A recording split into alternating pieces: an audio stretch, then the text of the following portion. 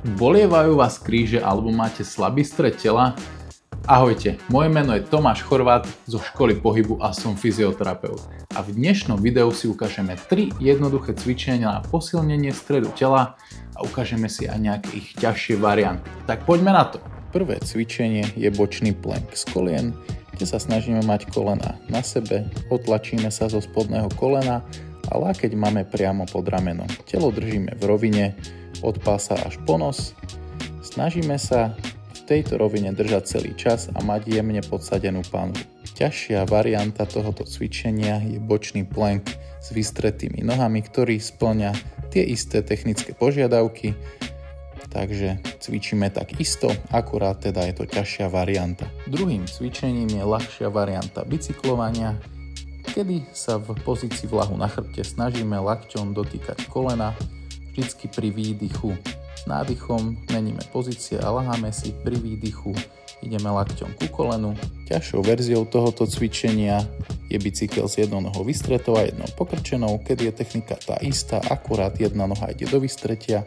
Pri oboch variantách si dávajte pozor na to, aby boli kríže celý čas nalepené na podložke. Tretím cvičením je statický jednonožný mostík, pri ktorom je jedna noha vystretá a druhá je v opretí o zem. Telo je zdvihnuté, pracujúce stehno by malo byť rovnobežne s telom a dávame si pozor na to, aby panva neprepadávala do strán, ale bola celý čas v rovine. Ťažšou variantou tohoto cvičenia budú dynamické jednonožné mostíky, ktoré sú technicky veľmi podobné, akurát teda už ide dynamicky z podložky smerom nahor. Technika je rovnaká, akurát teda ideme dynamicky nahor a nadol. Smerom hore ideme s výdychom a nadol ideme s nádychom. Na konci videa si urobíme jemné zhrnutie týchto cvičení. Takže boli to 3 cvičenia. Prvé bol bočný plank, druhé bolo tzv. Bicyklovanie a tretie boli jednonožné mostíky.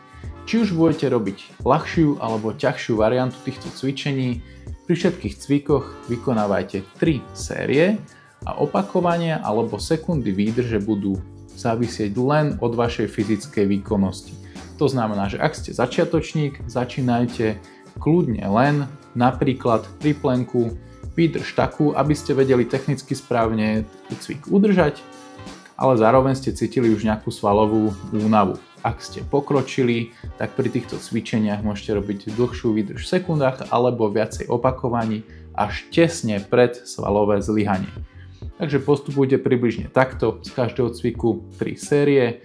Môžete cvičiť v podstate viackrát do týždňa, napríklad 4 až 5 krát do týždňa si tieto cviky zopakovať raz denne. Vyskúšajte, aký to bude mať efekt. Ak sa vám toto video páčilo, budem rád, ak mi zanecháte like alebo odber a vidíme sa na budúce pri ďalšom videu. Čaute.